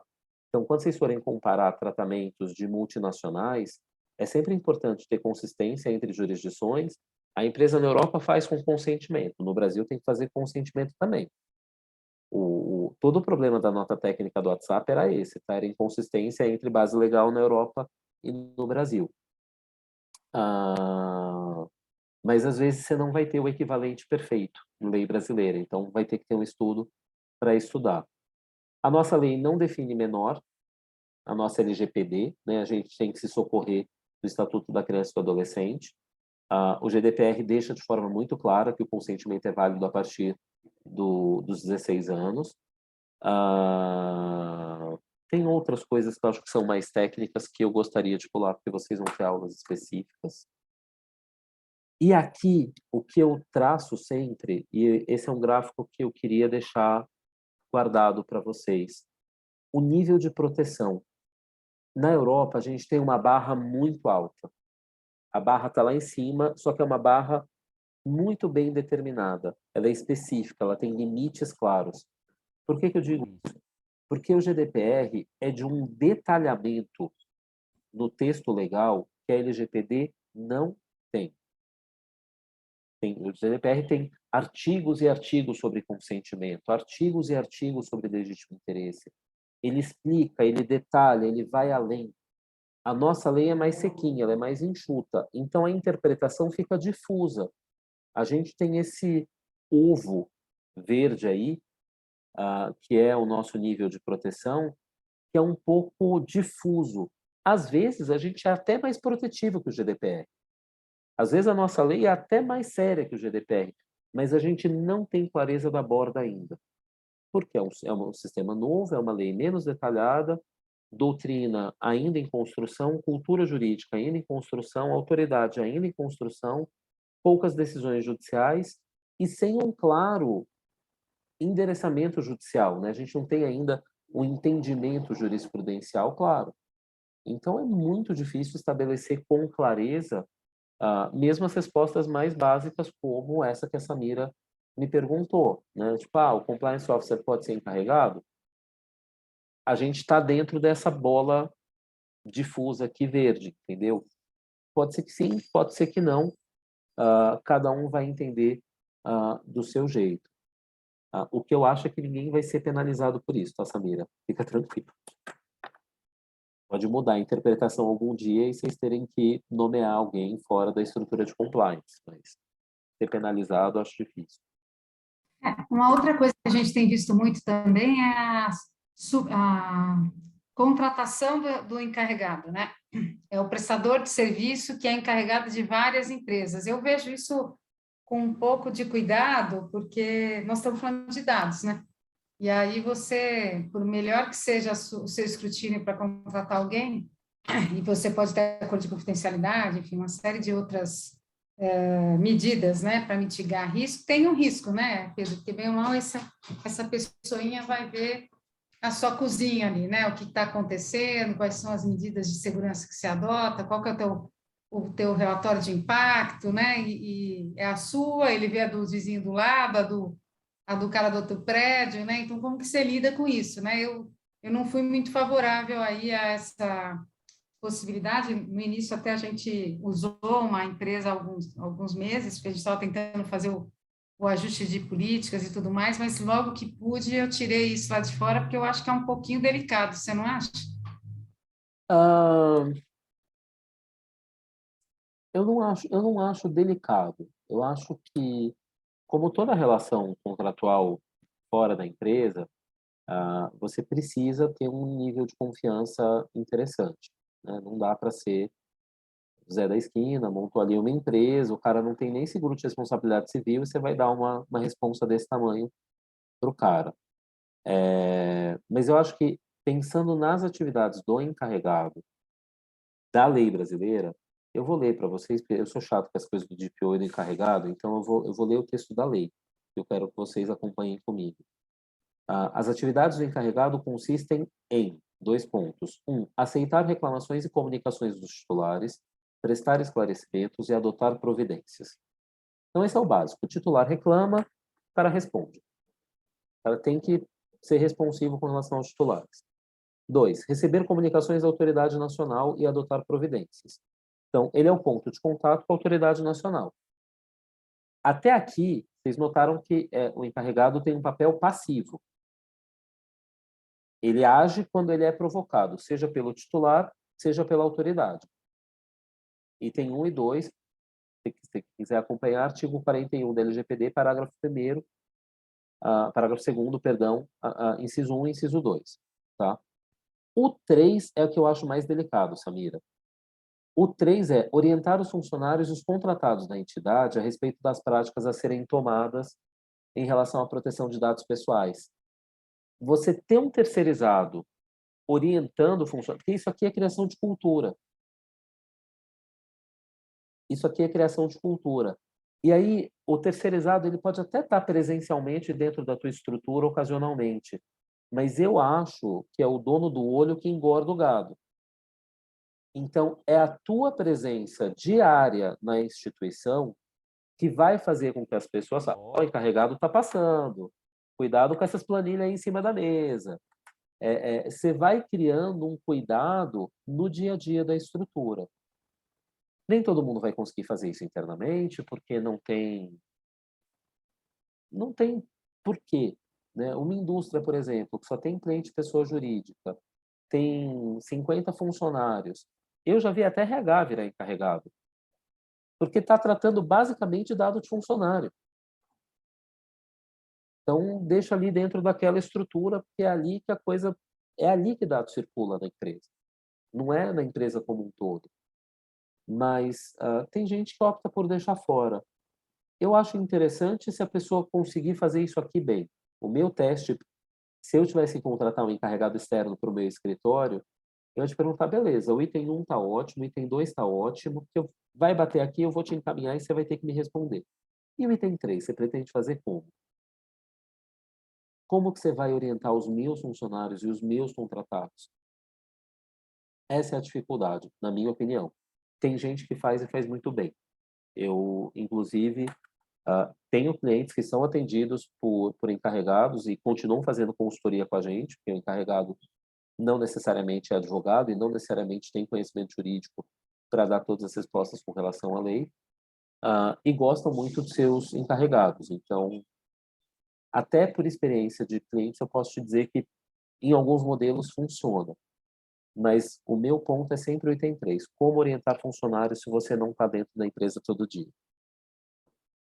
E aí o último é interessante, que é executar as demais atribuições determinadas pelo controlador ou estabelecidas em normas complementares. As normas complementares não estabeleceram essas atribuições adicionais por enquanto. Então, o controlador pode estabelecer. E aí tem uma discussão que vale $1 milhão, que a gente não vai ter hoje, vocês podem perguntar na aula sobre o tema, que é qual é a responsabilidade pessoal do encarregado. Mas eu acho que quando ele começa a receber comunicações da NPD e respondê-las, se a gente está falando de um procedimento investigatório, eu acho que fica bem delicada a posição, porque ele vai ter que ter um acesso às tuas medidas de segurança, a como é o trânsito dos seus dados. Não é um encarregado por ser encarregado. É bem verdade que a gente não tem visto aí volume de comunicação, mesmo de quem te deu os dados lá no passado e que ainda está aderindo à sua política de privacidade. A coisa é um pouco incipiente, mas eu fico um pouco cismada com esse item 2, Pedro, porque eu acho que você vai ter que abrir a cozinha. Chegou um processo investigatório, ele é teu encarregado, é com ele que a NPD vai falar. Mas, Samira, eu não ajo como encarregado de ninguém, senão do escritório. Mas a gente foi acionado por um cliente, pelo encarregado de um cliente, para ajudar no procedimento preliminar, preparatório, na autoridade nacional. E a gente foi lá e olhou a cozinha, assim. Foi lá e entendeu o que tinha acontecido, qual era o drama. Porque o encarregado é ponto de contato, mas não é advogado necessariamente. E você está ali com a faca no pescoço, um procedimento preparatório, que é o pré-auto de infração, né, no procedimento que foi desenhado pela autoridade nacional. Você não vai deixar...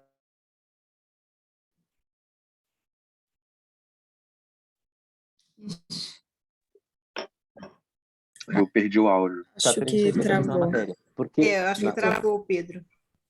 Agora voltou. Voltei? Voltou. Tá. Você tem que colocar um advogado, porque a preocupação nesse momento é não deixar o auto de infração ser lavrado. Eu acho que você trouxe um bom ponto, Pedro. Eu estava sempre olhando para o encarregado com alguém com a nossa qualificação, mas não necessariamente precisa ser. E daí, de fato, você tem uma base de proteção mais razoável, né? Do que a gente está falando aqui. Eu super concordo com o que você está trazendo. Obrigada. Imagina. Tem um outro ponto, Pedro, que eu acho que é bem importante considerar, que é o seguinte: o encarregado ele não vai ter acesso à informação, ao dado em si. Ele vai ter acesso às rotas. Então, quando você terceiriza esse serviço, eles não estão ali, de fato, mexendo nas suas informações, eles estão conhecendo o seu fluxo. Obviamente que tem informação sigilosa, tem todo o entorno do negócio, mas ele não vai estar, de fato, ali mexendo nos dados dos seus clientes, nas informações, nos dados individuais. Ele vai estar olhando o desenho. E isso gera uma segurança maior. Por isso que eu acho que proliferou tanto esse tipo de serviço. E como o Pedro falou, não são eles que vão, de fato, resolver o problema. Não são eles que vão dar seguimento, eles vão estar ali fazendo meio de campo. E eu tenho também boas experiências com relação a esse serviço, e coloca você interno para trabalhar em algo de maior envergadura. Você sai dessa rotina que é mais pesada, que agrega menos valor. Tem um ponto bastante interessante, e eu vou aqui compartilhar, eu vou compartilhar em nome da Flávia, minha sócia, porque se ela não me der autorização, tudo bem, a gente vai brigar. Mas eu não vou poder falar o nome do cliente. A gente tem um cliente no escritório que é um colégio. E o encarregado tem acesso aos dados, Renata, em alguns casos. Por exemplo, quando um titular pede acesso aos dados, o encarregado tem que validar esse acesso, porque é ele que vai enviar o acesso. Então, depende do fluxo, porque tem empresas, Pedro, enquanto eles recebem, quando eles precisam de fato, por exemplo, enviar os dados que têm armazenado. É por sistema, então eles não têm acesso à informação. Mas entendeu? Eles deveriam ter, porque... Mas esses sistemas novos não dão acesso, é justamente para ter essa proteção, entendeu? Eles deveriam ter, dependendo da estrutura, por exemplo, num colégio, se eu tenho dados pessoais, por exemplo, da tua filha no conselho de classe. Só que o conselho de classe tem dados pessoais de 500 outras crianças. E o acesso ao dado da tua filha não deve pressupor o acesso ao dado de todas as outras. Então, cabe ao encarregado analisar se todos os arquivos do sistema podem ou devem ser enviados para o destinatário, para o titular que requereu os dados. O teste que a gente fez, por que eu falei da Flávia, minha sócia? Porque quando a gente foi fazer o teste, a gente fez o teste com os dados dela, que ela tinha estudado nesse colégio. Então, quando eu pedi o histórico de dados para a gente fazer os primeiros testes da estrutura com relação à entrega dos direitos, eu pedi os dados da Flávia. Porque aí a gente tinha uma autorização, era um titular dentro do escopo. Mas é um cuidado relevante. Se tudo está sistematizado, está lindo. A Europa já tem entendimento que dados não estruturados não precisam ser apresentados no momento do pedido de direito de acesso. O Brasil não tem decisão sobre isso ainda. E dados não estruturados é o terror de quem trabalha com proteção de dados pessoais. Que é assim... Mas essa é a beleza que eu vejo nessas terceirizações, é que eles têm essa forma de estruturar para prestar informação. Mas não consegue, porque, por exemplo, se um funcionário de uma empresa pede os seus dados... Não, acho que não consegue, não. Acho que depende do do tamanho do projeto. Porque quando o projeto é pontual, ok, eles vão ter realmente que enfrentar fazer essa peneira. Mas quando os projetos que são maiores, eles já estruturam a informação embaixo daquela linha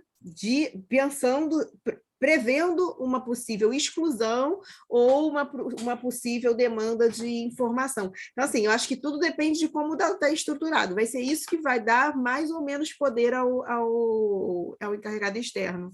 Eu vou só fechar esse tema, porque eu acho que a gente tem uma outra discussão importante, mas tem um elemento fundamental aqui, que é o fator humano. Não importa o tamanho do projeto, não importa o tamanho da estrutura. Sempre alguém vai te mandar um currículo te pedindo um emprego. E esse é dado não estruturado. Isso, você tem o currículo de alguém com dados pessoais dessa pessoa na sua caixa de e-mails.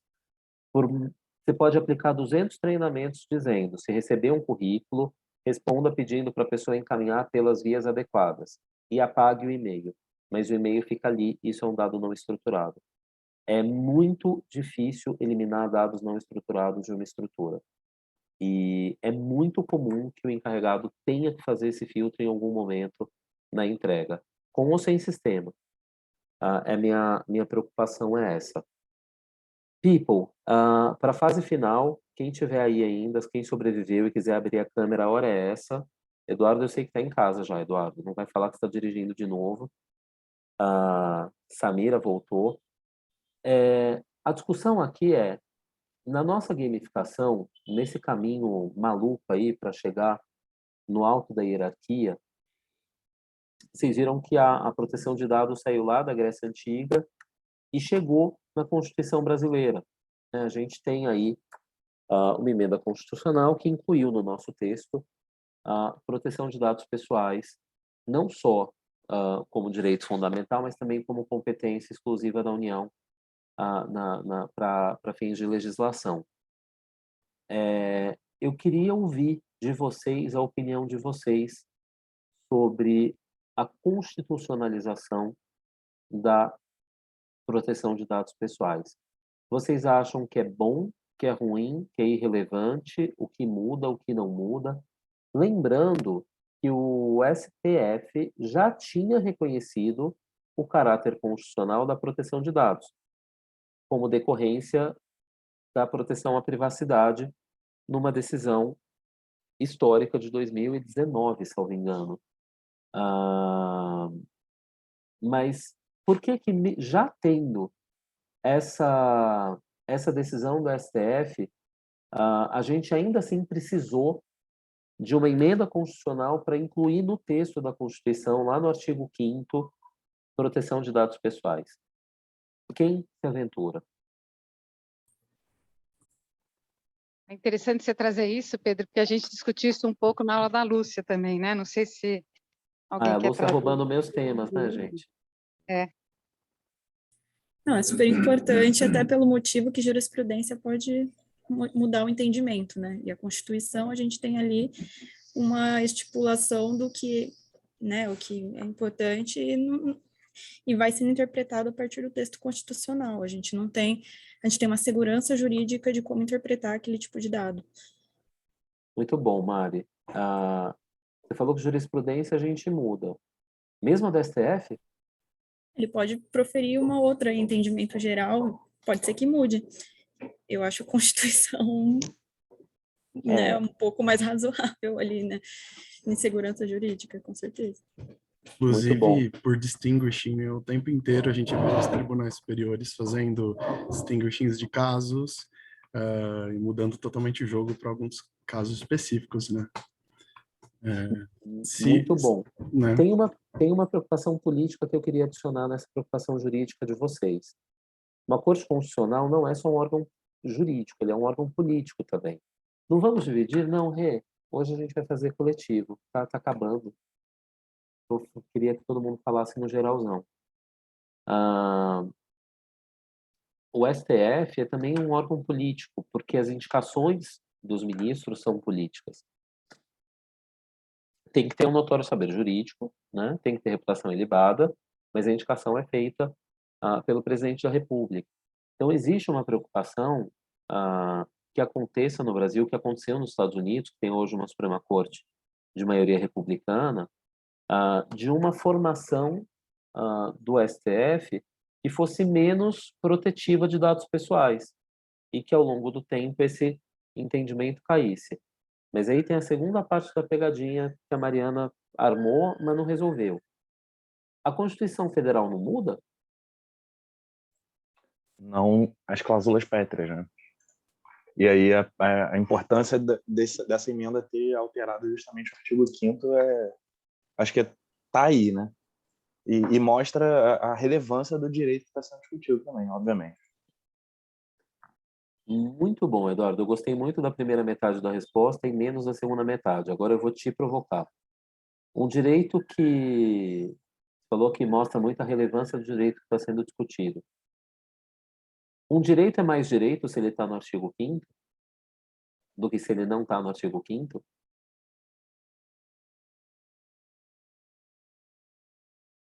Eu travei? Eduardo travou. Malandro, Eduardo. Travou. Ótima hora de travar, né? Quem vai assumir essa resposta para o Eduardo? Um direito é mais direito se ele está no artigo 5º da Constituição do que se ele não está no artigo 5º da Constituição?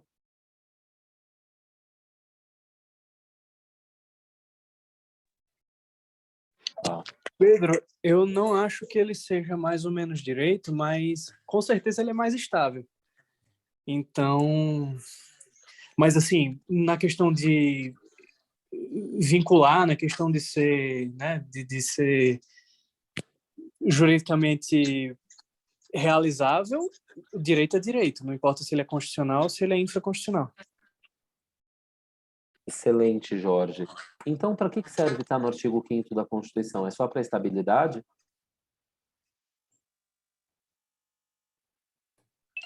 Acho que também para... E aqui já não sei se eu estou fugindo, mas eu acho que é para ter um teor também de orientar as decisões, dizer que são um valor que a gente traz em autoestima. Você voltou um pouquinho para a definição do Eduardo ali, da relevância do direito. Alguém lembra de algum outro motivo para estar no artigo 5º da Constituição? Eu só penso, direito fundamental, é uma garantia constitucional. Uma garantia constitucional. Muito bom, Mariana. O que é uma garantia constitucional? Está assegurada no nosso texto. As garantias fundamentais, meus caros, aplicabilidade imediata. Não, qualquer lei pode te dar uma aplicabilidade imediata, Rodolfo. As garantias fundamentais, elas têm uma característica importante nas democracias. Elas são oponíveis ao Estado. É essa a diferenciação fundamental. Uma vez no texto constitucional, lá no artigo 5º, o artigo 5º ele não serve para nos proteger de nós mesmos. Ele serve para nos proteger do Estado. Lembrem-se da lógica de criação da nossa Constituição Federal. Isso é muito importante na interpretação do direito brasileiro. A nossa Constituição é uma Constituição criada ao final de um período ditatorial, chamada por um Congresso, por uma Assembleia Nacional Constituinte de Constituição Cidadã. É a Constituição que está ao lado dos cidadãos, contra o Estado, principalmente aquele Estado que existia antes da Constituição de 88. Então, o objetivo da nossa Constituição é de proteção dos cidadãos com relação ao Estado.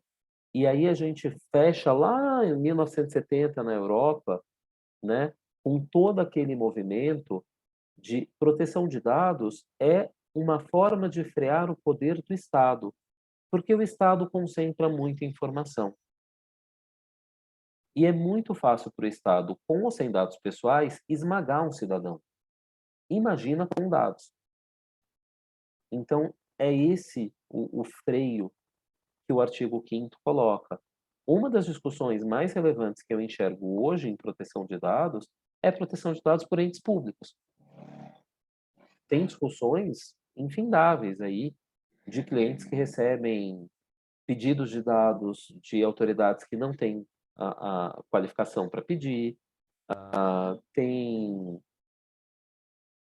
notícias sobre a SERPRO, né, que é um órgão da Receita Federal, vender dados pessoais, e aí tem que entender qual que é o contexto dessa venda. Então, assim, o Estado, ele tem muito poder concentrado, e é importante a gente entender a Lei Geral de Proteção de Dados como também uma garantia fundamental, né?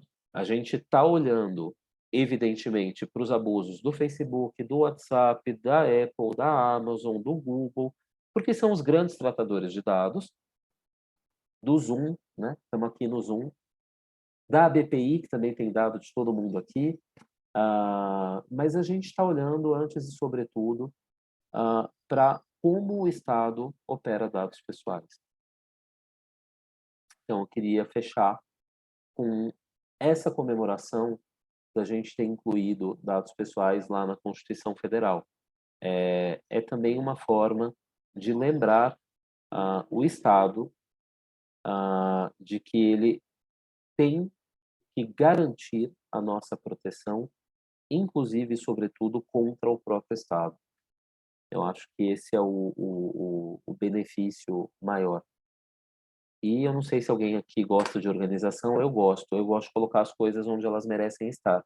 É um direito fundamental, tem que estar no artigo 5º, porque o artigo 5º é o lugar dos direitos fundamentais no nosso ordenamento jurídico. Então, eu sentia uma certa angústia de não ver a proteção de dados ali reconhecida. Certo? Meus caros, para mim foi ótimo, espero que tenha sido bom para vocês também. Espero que tenha sido útil. Eu tento dar essa visão um pouco mais panorâmica, mais geral do assunto. Agora a gente vai mergulhar numa sequência de aulas específicas, vai ver base legal, vai ver licitude de tratamento, vai ver um monte de detalhe sobre a lei. Eu espero que essa primeira aula tenha sido útil para orientar as próximas, para quando vocês tiverem dúvidas nas próximas aulas, vocês se lembrem dos porquês, dos motivos, das histórias, e que isso sirva de reflexão sobre a matéria no futuro. Se alguém tiver alguma pergunta, quiser fazer em público, sinta-se à vontade. Se quiser tentar fazer em privado via WhatsApp, boa sorte. Nem sempre eu respondo, gente. Sou péssimo com WhatsApp.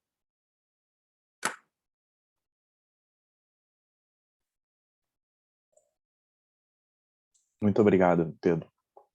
Imagina, Tá já- chovendo Pedro, muito já- aqui no meu país. Acabou a luz bem na hora que você ia me confrontar, mas fiquei feliz também. Você se livrou, Porque né? Eu a percebi. pergunta foi fácil, foi? Tempestiva a tua chuva aí, né? Foi Assim, na hora preciso. certa. Exatamente. Gente, Muito bom, obrigado. brigadíssimo. Obrigada, Pedro. Então, já que não tem perguntas, Pedro, mais uma vez, obrigada. Eu acho que foi rico para todos essa viagem. E a gente se encontra na quarta-feira, né? Com o Pierre.